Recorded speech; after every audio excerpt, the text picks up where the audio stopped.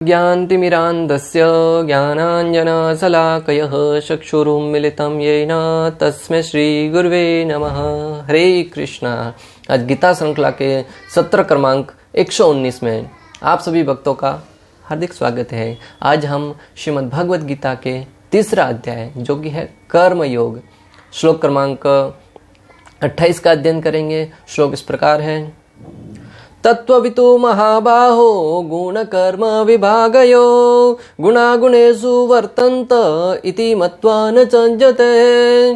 अर्थात भगवान श्री कृष्ण कह रहे कि हे महाबाहो, भक्ति भाव में कर्म तथा सकाम कर्म के भेद को भली भांति जानते हुए जो परम सत्य को जानने वाला है वह कभी भी अपने आप को इंद्रियों में तथा इंद्रिय तृप्ति में नहीं लगाता।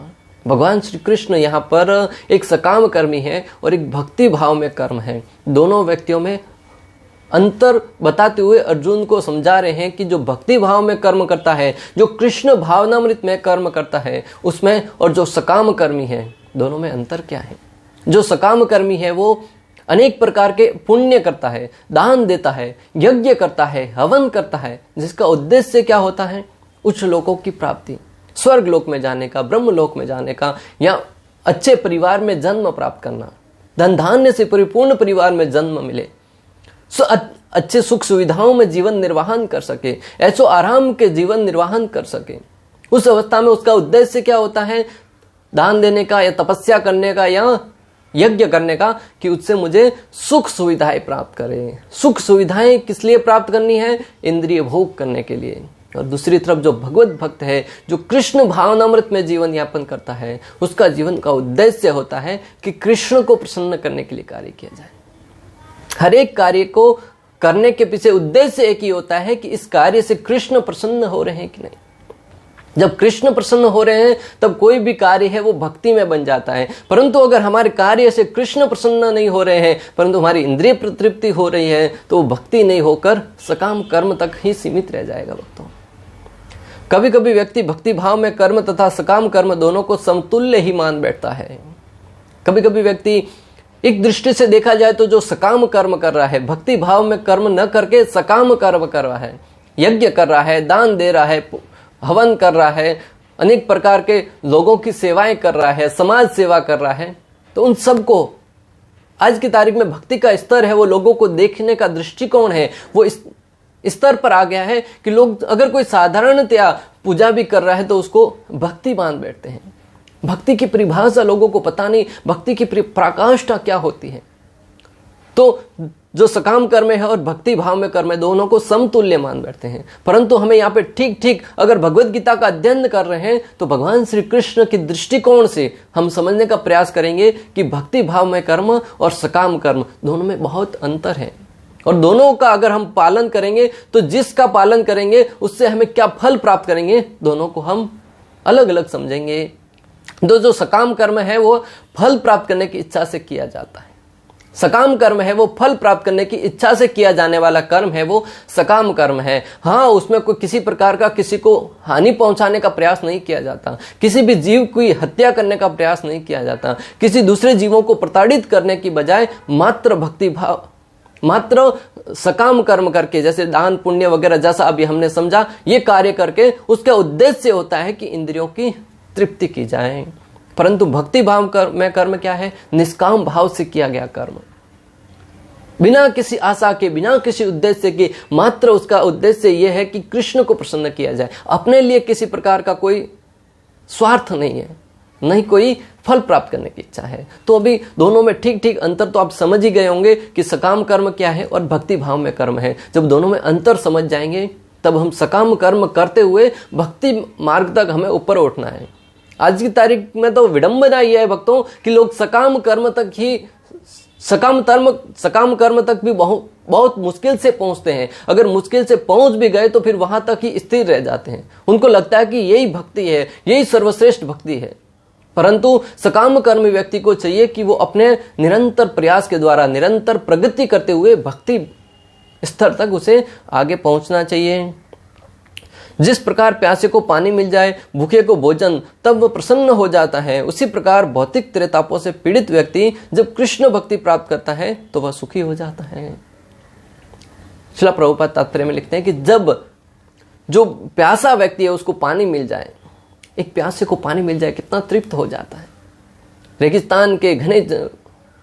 रेगिस्तान के मरुधर में चल रहा है व्यक्ति, गर्मी का मौसम है, बहुत ही भयंकर प्यास लगी हुई है, दूर दूर तक कोई देखने के लिए पानी नहीं है, तब उसे अगर एक बूंद पानी भी मिल जाए, एक गिलास पानी भी मिल जाए, तब वो तृप्त हो जाता है, आनंद की अनुभूति करता है। जो भोग आप यहाँ पर बैठकर अनेक प्रकार के जूसों को पीकर, अनेक प्रकार के फलों का रस पीकर भी आनंद नहीं ले पाते, वह व्यक्ति जो रेगिस्तान में खड़ा है वह उस जल को पीकर आनंद की अनुभूति करता है।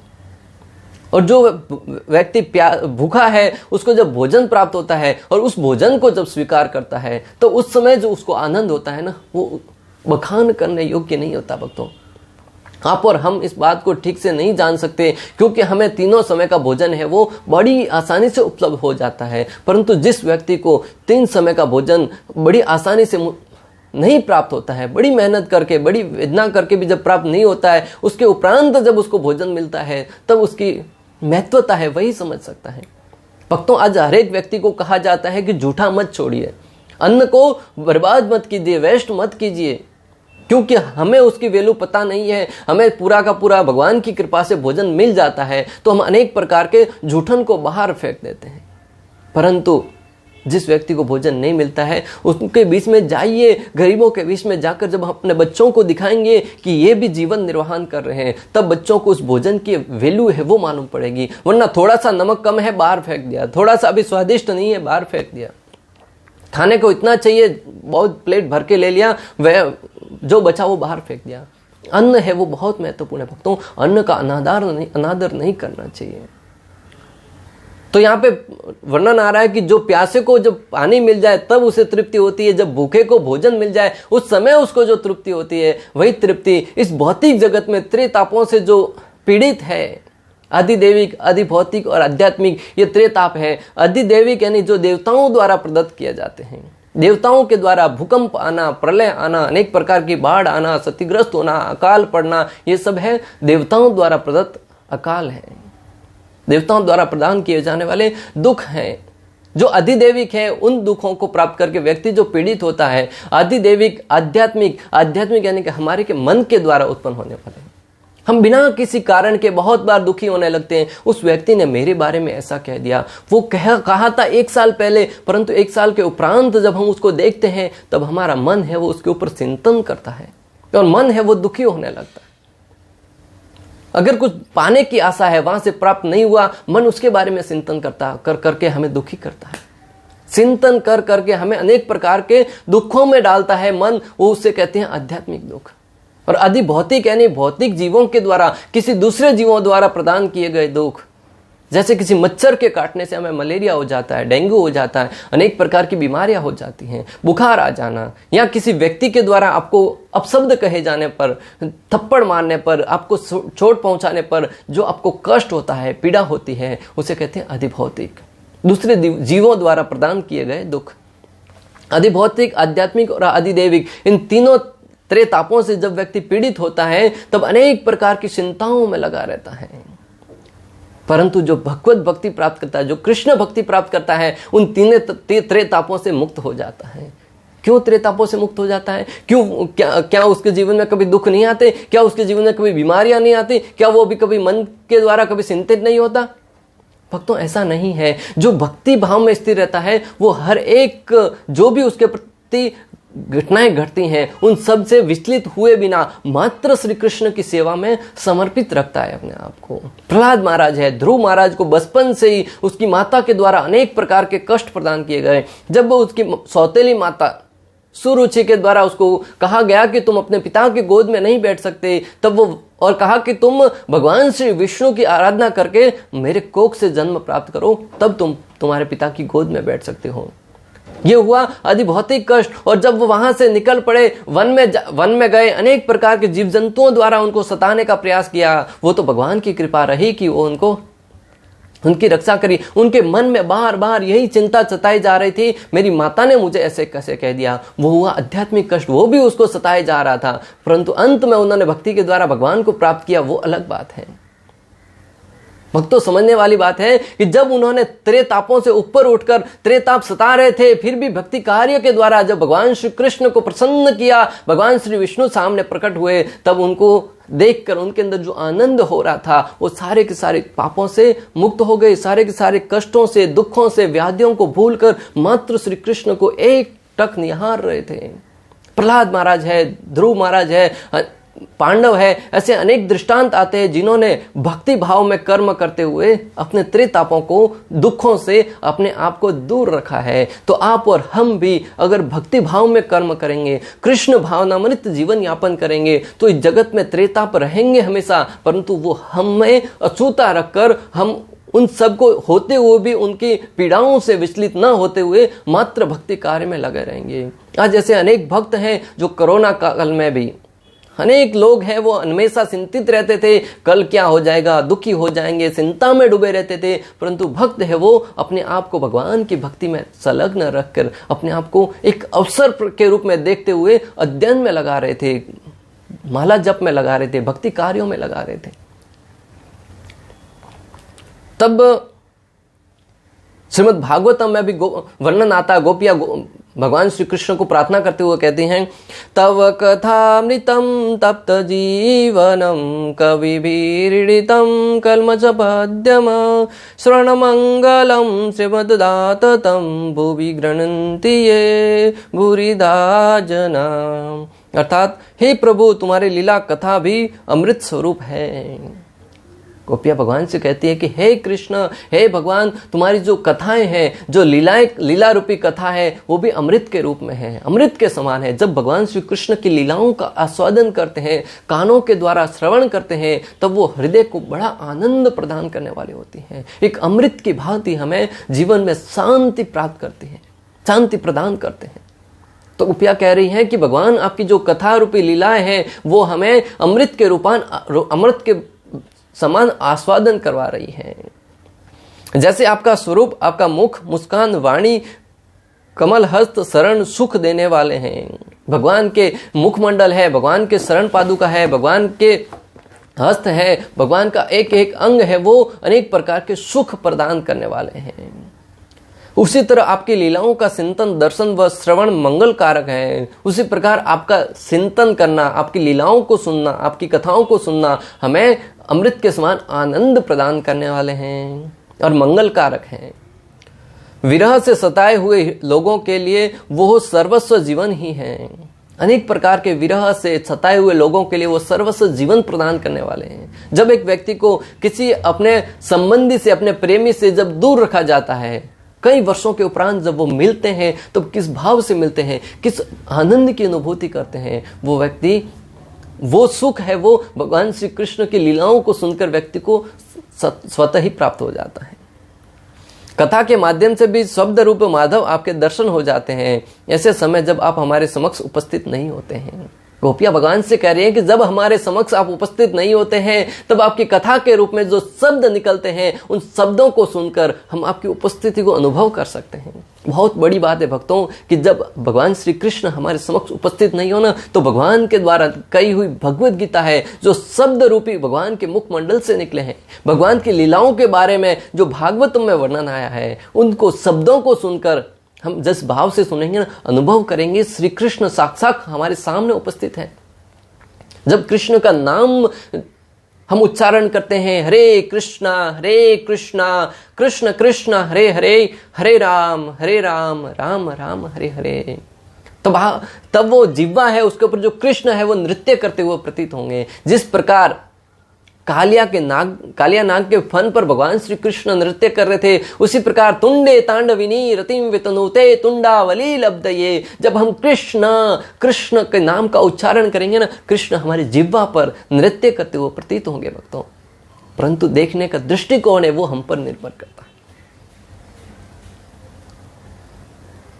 तो ये सब भी हमारे विरह को शांत करता है। जो भी है भगवान की लीलाएं हैं, कथाएं हैं, भगवान के बारे में श्रवण है, भगवान के नाम का जप है, वो हमें भगवान के जो विरह है उसको कम करने का माध्यम है। हम भगवान के प्रति अपनी नजदीकी बढ़ा सकते हैं, भगवान के साथ हमारा संबंध है उसको बहुत ही प्रगाढ़ बना सकते हैं। श्रीमद् भागवतम 1.2.28 to 29 में भी वर्णन आता है, वासुदेव परा वेदा वासुदेव परा मखा वासुदेव परा योगा वासुदेव परा क्रिया वासुदेव परम ज्ञानम वासुदेव परम तपः वासुदेव परो धर्मो वासुदेव परा गति। अर्थात शास्त्रों में ज्ञान का परम उद्देश्य भगवान श्री कृष्ण है। ज्ञान का उद्देश्य क्या होना चाहिए? श्री कृष्ण के बारे में जानना, श्री कृष्ण के हर एक कार्यकलाप के बारे में ज्ञान अर्जित करना, अनंत हमें भगवान श्री कृष्ण को प्राप्त करना। अनेक प्रकार के ज्ञान अर्जित करते हैं, मात्र वो ज्ञान अगर आपको भौतिक इंद्रिय तृप्ति के लिए ज्ञान अर्जित कर रहे हैं कि उससे धन प्राप्त किया जाए, तो वो कोरा का कोरा आपकी मात्र मेहनत है, मात्र परिश्रम कहा जाएगा। आज बचपन से ही बच्चों को ज्ञान दिया जाता है भौतिकता के विषय में, मात्र और मात्र धन अर्जित करने के लिए, और उस धन प्राप्त करके क्या करेंगे? इंद्रिय भोग करेंगे, जो पशु पक्षी बिना अध्ययन के भी कर रहे हैं। तो अध्ययन का उद्देश्य होना चाहिए कि श्री कृष्ण के बारे में जानना। वेदों का अध्ययन करना क्या उद्देश्य होना चाहिए? श्री कृष्ण के बारे में जानना। भगवान श्री कृष्ण कहते हैं, वेदेषु सर्वैर अहम एव वेद्यो, वेदों के द्वारा जानने के लिए योग्य मात्र मैं हूं। वेदों को पढ़ने का उद्देश्य भी यह होना चाहिए कि मैं कृष्ण के बारे में जान सकूं। तो आज का भौतिक ज्ञान है, उसके साथ साथ हमें चाहिए कि बचपन से ही बच्चों को आध्यात्मिक ज्ञान भी प्रदान किया जाए, जिससे वो धन तो कमाएंगे, साथ ही साथ कृष्ण के बारे में भी जानेंगे, और उसके बारे में जानकर वो जीवन में धन के साथ साथ अपने जीवन को संतुलित बैलेंस रख पाएंगे और भक्ति कार्यों को संतुलित करते हुए प्रतीत होंगे। यज्ञ करने का उद्देश्य उन्हें ही प्रसन्न करना है। यज्ञ करने का उद्देश्य भी क्या होना चाहिए? भगवान श्री कृष्ण को प्रसन्न करना। यज्ञ करके अगर श्री कृष्ण प्रसन्न नहीं होते हैं तो आपके यज्ञ में जो इतनी मेहनत की गई थी वो सारी की सारी विफल हो जाएगी। और कलयुग के लिए यज्ञ क्या है? हरिनाम संकीर्तन यज्ञ, भगवान श्री कृष्ण के नाम का जप करना। हरे कृष्णा कृष्ण कृष्ण हरे हरे, हरे राम राम राम हरे हरे। जब व्यक्ति भक्ति भाव में द्वारा प्रेम पूर्वक भजताम प्रीति पूर्वकम, प्रेम पूर्वक भगवान के नाम का भजन करेगा, तब ये हरिनाम संकीर्तन यज्ञ के रूप में पूर्ण होगा। और उस अवस्था में वो एक तरह से देखा जाएगा भगवान को प्रसन्न करने के लिए यज्ञ कर रहा है। योग उन्हीं के साक्षात्कार के लिए है। योग है वो भगवान के लिए साक्षात्कार के लिए। अष्टांग योग है, जो योग मात्र शरीर को स्वस्थ बनाने के लिए नहीं है। जो आज योग कहा जा रहा है, योग की परिभाषा है वो ऐसी मढ़ी जा रही है कि जैसे मात्र शरीर को स्वस्थ बनाए रखने के लिए योग है। योग का अर्थ है जोड़ना, हमारा संबंध है श्री कृष्ण के साथ जोड़ना। अनेक प्रकार के योगों का भगवान श्री कृष्ण ने भी भगवत गीता में वर्णन किया है। कर्म योग है, ज्ञान योग है, ध्यान योग है, ऐसे अनेक प्रकार के योग हैं, वो भगवान के साथ हमारे संबंध को जोड़ने के लिए हैं। तो अष्टांग योग है, उसके द्वारा भी हम अनेक क्रियाओं के द्वारा भगवान के प्राप्त करने के लिए समाधि के स्तर तक आगे बढ़ सके, उसके लिए कर्म है। हाँ, उसके लिए योग है। हाँ, योग के द्वारा शरीर स्वस्थ होता है, परंतु योग का असली उद्देश्य क्या है? वास्तविक उद्देश्य है कि हमें भगवान को प्राप्त करना है, भगवान के बारे में जानना है। सकाम कर्म अनंत उन्हीं के द्वारा पुरस्कृत होते हैं, वे परम ज्ञान है, और उसी कठिन तपस्या उन्हीं को जानने के लिए की जाती हैं। जो सकाम कर्म है उनका भी उद्देश्य ये होना चाहिए कि सकाम कर्म के द्वारा मुझे धन प्राप्त होगा, धन प्राप्त करके मैं भक्ति कार्य में लगाऊंगा, भक्ति कार्य के द्वारा मैं कृष्ण को प्राप्त करूंगा। अगर इस उद्देश्य से सकाम कर्म कर रहे हैं और सीढ़ी बाय सीढ़ी आगे बढ़ते हुए अगर कृष्ण भक्ति तक आगे पहुंच रहे हैं तो सकाम कर्म करना भी उचित माना गया है। तपस्या करने का भी उद्देश्य ये होना चाहिए कि भगवान को प्रसन्न किया जाए। एकादशी का व्रत है, बड़ी तपस्या है भक्तों, महीने में 2 बार आ जाती हैं, और उस दिन बिना कुछ खाए बिना कुछ पिए अनेक लोग हैं जो व्रत करते हैं। आजकल तो एकादशी के बारे में भी अनेक प्रकार के मेनू आ गए हैं, डोसा भी आ गया है, पिज्जा भी आ गया, लोग उसको खाके। परंतु एक तरह के देखा जाए तो ये तपस्या है, और तपस्या किस लिए की जा रही है? ताकि कृष्ण को प्रसन्न किया जाए। एकादशी तिथि है, उसे माधव तिथि कहते हैं, और उस माधव तिथि को जब व्रत करता है, उपवास करता है, स्वेच्छा से भूखा रहते हुए, लोग अनेक प्रकार के प्रश्न उठाते हैं। अगर उपवास से भगवान प्रसन्न हो जाते तो गरीब है उनसे तो हमेशा प्रसन्न होते, जिनको भूखे से भोजन नहीं मिलता उनसे तो हमेशा प्रसन्न होने चाहिए। भक्तों, वर्णन आता है कि जो स्वेच्छा से भोजन होते हुए भी भगवान की तृप्ति के लिए, उपवास का अर्थ क्या है? उप यानी कि निकट, वास यानी रहना। भगवान के निकट रहना। किसके द्वारा? भगवान के नाम जप के द्वारा। उस एकादशी के दिन हमें अपनी इंद्रिय भोग में अपने जीवन को न लगाते हुए अपने आध्यात्मिक कार्यों के द्वारा भगवान का नाम जप करते हुए, भगवान की कथाओं को सुनते हुए, भगवान की लीलाओं को सुनते हुए, उस दिन अपनी इंद्रियों को खाने में न लगाकर, अनेक प्रकार के प्रजल्प की बातों में न लगाकर, अनेक प्रकार की क्रियाएं करने में न लगाकर मात्र ध्यान को भगवान पर लगाएं। यह है उपवास वास्तविक। अगर उपवास करके हम सोए रहते हैं, उपवास करके अनेक प्रकार की प्रजल्प की बातें करते हैं, उपवास करके अनेक प्रकार के बार बार मन में इच्छा होती है ये खाया होता, ये खाया होता, पिज्जा खाया होता, बर्गर खाया होता, तो वो मन में उपवास करने का कोई औचित्य नहीं है। हाँ, प्रारंभिक अवस्था में ठीक है कि आप उस स्थिति से गुजर रहे हैं तो कुछ समय के लिए होगा, परंतु वास्तविक उद्देश्य यह है उपवास का कि आप भगवान के लिए उस दिन पूर्ण रूप से अपनी भौतिक इंद्रिय तृप्ति को त्याग कर भगवान श्री कृष्ण को प्रसन्न करने के लिए कार्यरत हो। उनकी प्रेम पूर्वक सेवा करना ही धर्म है। भगवान कृष्ण की प्रेम पूर्वक सेवा करना ही धर्म है। धर्म क्या है? धर्म की बहुत सरल परिभाषा यहाँ पे भागवतम में वर्णन आ रहा है कि धर्म क्या है। भगवान श्री कृष्ण की प्रेम पूर्वक पूजा करना ये धर्म है। प्रेम पूर्वक सेवा करना ही धर्म है। श्री कृष्ण ही जीवन के परम लक्ष्य हैं और जीवन का परम लक्ष्य क्या है? श्री कृष्ण को प्राप्त करना। श्री कृष्ण ही जीवन के परम लक्ष्य हैं। जो इस उद्देश्य से कार्य करेगा वो भगवान श्री कृष्ण को अत्यंत प्रिय होगा। परम सत्य को जानने वाला भौतिक संगति में अपनी विषम स्थिति को जानता है। वह जानता है कि वह कृष्ण का अंश है और उसका स्थान इस भौतिक सृष्टि में नहीं होना चाहिए। जो ज्ञानी व्यक्ति है वो जानता है कि वो भगवान श्री कृष्ण का अंश है और भगवान श्री कृष्ण का अंश होने के नाते उसे भगवत धाम में रहकर भगवान की सेवा में संलग्न होना होगा। उसका स्थान इस भौतिक जगत में नहीं है। और इस उद्देश्य से ये जानकर जब वो कर्म करता है तो इस उद्देश्य से करता है कि अनंतः वो भगवान के धाम में जा सके। फलतः वो अपने आप को कृष्ण भावनामृत के कार्यों में लगाता है और भौतिक इंद्रियों के कार्यों के प्रति स्वभावतः अनासक्त हो जाता है, क्योंकि ये परिस्थिति जन्य तथा अस्थायी है। जब व्यक्ति इस ज्ञान को जान लेता है तो वो स्वतः ही अपने इंद्रिय भोग की क्रियाएं हैं उनको धीरे धीरे कम करते हुए कृष्ण की सेवा में लगाता है, कृष्ण का नाम का प्रचार करने में, कृष्ण के संदेश को दूसरों तक पहुंचाने में। और इस प्रकार वो अनंतः इस भौतिक जगत से बंधन से, भव बंधन से मुक्त होकर नित्य रूप से भगवान के धाम में जाने का अधिकारी बन जाता है। भक्त जानता है कि उसके जीवन की भौतिक दशा भगवान के नियंत्रण में है। फलतः वह सभी प्रकार के भौतिक बंधनों से विचलित नहीं होता, क्योंकि वह इन्हें भगवत कृपा मानता है। भक्त जानता है कि इस भौतिक जगत की हर एक क्रिया है वो भगवान के कंट्रोल में है, भगवान के नियंत्रण में है। और भगवान के नियंत्रण द्वारा जिस प्रकार कठपुतली आती है, एक ऊपर व्यक्ति बैठा होता है, वो कठपुतलियों को अपने इशारे पर नचाता है। हालांकि लगती है कठपुतली कितना सुंदर नृत्य कर रही है, परंतु उनका रिमोट कंट्रोल है, उनको चलाने का कार्य वो किसी और के हाथ में होता है। उसी प्रकार इस भौतिक जगत में हर एक कार्य घटित होता है, हर एक घटना घटती है, उसके पीछे श्री कृष्ण है, श्री कृष्ण की शक्ति है।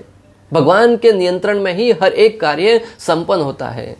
तो जब भक्त है वो जब इस बात को जानता है, तब जो इस जगत से कभी अनेक प्रकार के प्रलय आते हैं, अनेक प्रकार के लोगों के जीवन में कष्ट आते हैं, दुख आते हैं, त्रासदी आती है, तब वो विचलित हुए बगैर मात्र भगवान की कृपा समझकर उस अवस्था में भी समतुल्य रहता है, समतुल्य रहकर जीवन में कार्य करता रहता है। श्रीमद् भागवतम के अनुसार जो व्यक्ति परम सत्य को ब्रह्म, परमात्मा तथा श्री भगवान इन तीन विभिन्न रूपों में जानता है वह तत्वविद कहलाता है।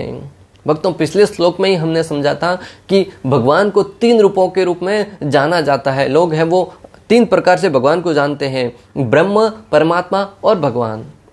ब्रह्म यानी कि लोग हैं भगवान की ब्रह्म ज्योति में विलीन होने के लिए, भगवान की जो दिव्य ज्योति है उसके द्वारा भगवान को विलीन होने का प्रयास करते हैं, उनमें जाने के उद्देश्य से कार्य करते हैं। भगवान यानी कि जो भगवान का शाश्वत स्वरूप है, श्री कृष्ण के रूप में है। ईश्वर परम कृष्ण सच्चिदानंद विग्रह अनादिर आदिर गोविंद सर्व कारण कारणात्। जो भगवान श्री कृष्ण है वो शाश्वत रूप है, उनका बहुत ही सच्चिदानंद रूप है। जो व्यक्ति ये भाव से जानता है और जो कार्य करता है कृष्ण को अर्पण करते हुए करता है, वो भगवान को भगवान रूप में जानता है। तो ये तीनों के तीनों रूप है वह तत्वविद कहलाता। तीन रूपों में भी जो सर्वश्रेष्ठ व्यक्ति कौन है? तत्वविद, जो कृष्ण को भगवान रूप में जानता है। परमात्मा को, भगवान श्री हरि को भगवान के रूप में मानता है। इसका अर्थ ये नहीं कि जो ब्रह्म या परमात्मा के रूप में मानता वो गलत है। वो गलत नहीं है, उनके पास ज्ञान है, वो अधूरा है, क्योंकि वो परमेश्वर के साथ अपने वास्तविक संबंध को भी जानता है। ऐसा क्यों? क्योंकि वो परमेश्वर के साथ जो अपना वास्तविक संबंध है उसको जानता है। इस प्रकार श्लोक क्रमांक 28 का भक्ति वेदांत तात्पर्य पूर्ण हुआ। अंत तक हमारे साथ बने रहने के लिए आप सभी का हृदयपूर्वक, प्रेम पूर्वक बहुत बहुत धन्यवाद। श्रील प्रभुपाद की जय। श्री श्री राधा गोपीनाथ भगवान की जय। श्रीमद् भगवद गीता की जय। हरे कृष्णा कृष्ण कृष्ण हरे हरे, हरे राम राम राम हरे हरे।